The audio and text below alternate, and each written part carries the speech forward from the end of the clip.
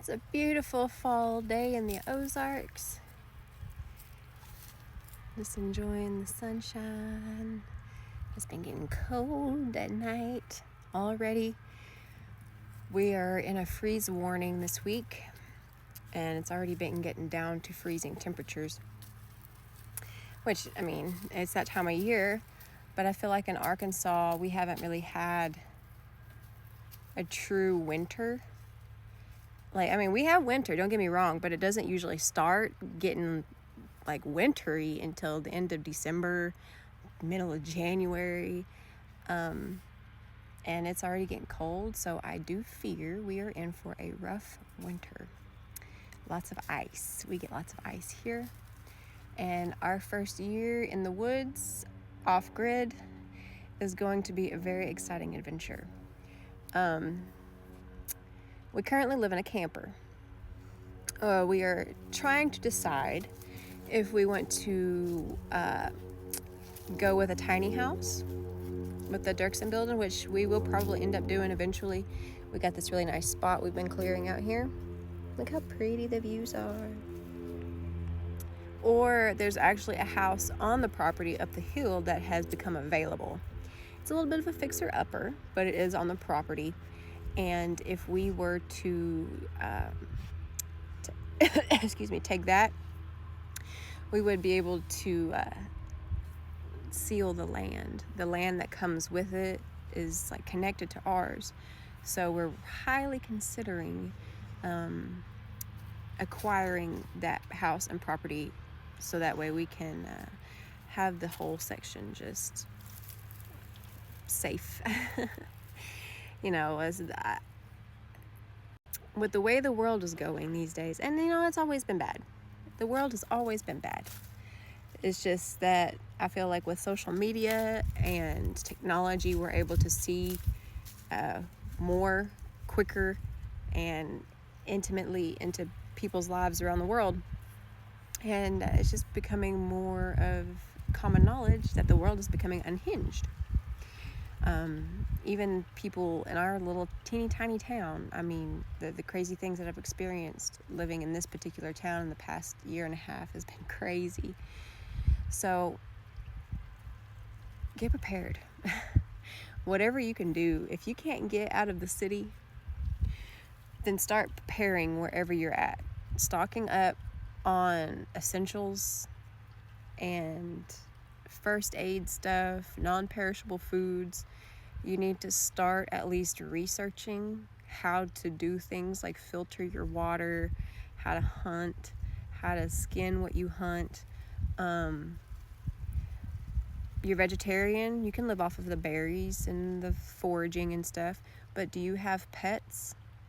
Do you have dogs or cats that you plan to also take care of and protect?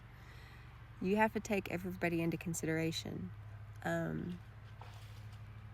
And you also have to think, as mad as people are in the luxurious world of conveniences that we have right now, imagine people when they don't have those conveniences.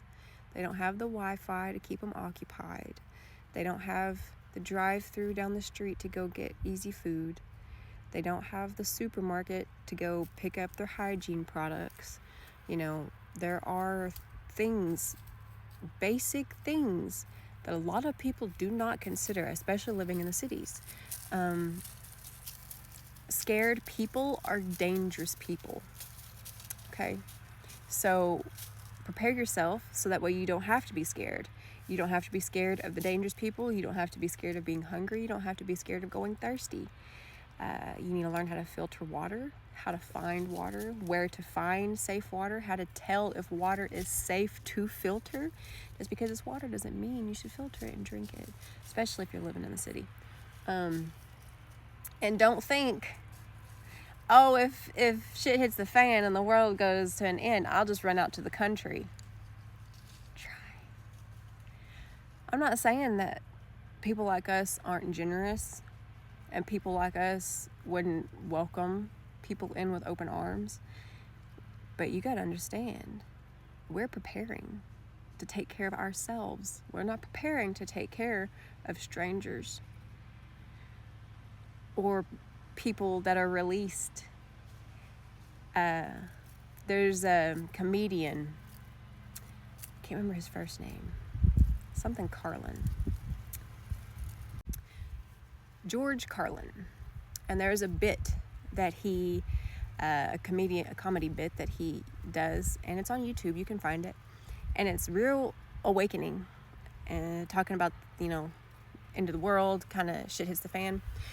Do you realize that prisons and asylums and every facility that holds a dangerous person will also be emptied? So you can have all the positivity in the world, you can have all the love in the world, but you don't know who's going to come knocking on your door when they need something. And if you're not prepared to take care of them, you need to be prepared to take care of them.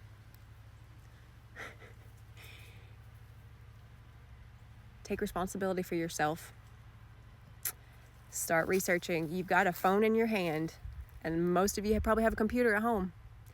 What is keeping you from gaining basic knowledge and understanding? Even stuff like this, like crochet, knitting, spinning wool. I can spin my own yarn from wool. I can take a sheep and turn it into clothing. And a lot of people think that that's just cool, crafty stuff, but that's pretty good knowledge to have. Can't go to Walmart or the thrift store to buy my clothes anymore, and they're falling to pieces, but I can make clothes. I can make sure my husband stays warm. I can make sure that we've got something to cover us and keep us safe. So there are just seriously basic things that you can start learning that will add so much to your tank of knowledge, to your tank of power. There's a saying that reading is knowledge and knowledge is power.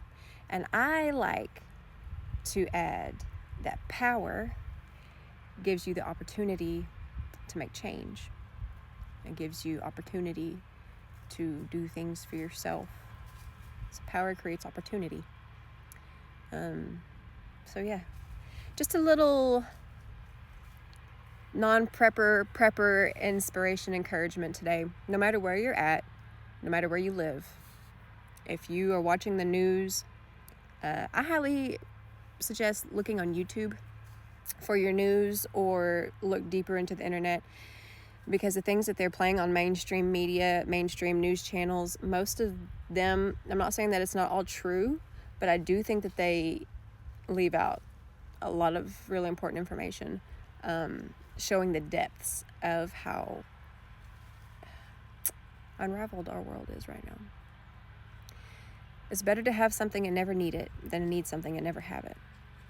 So all of this knowledge and preparedness that you're gaining, maybe you never need it. But I pray that you don't learn it and don't need it. Prepare yourself, be aware, and love yourself today.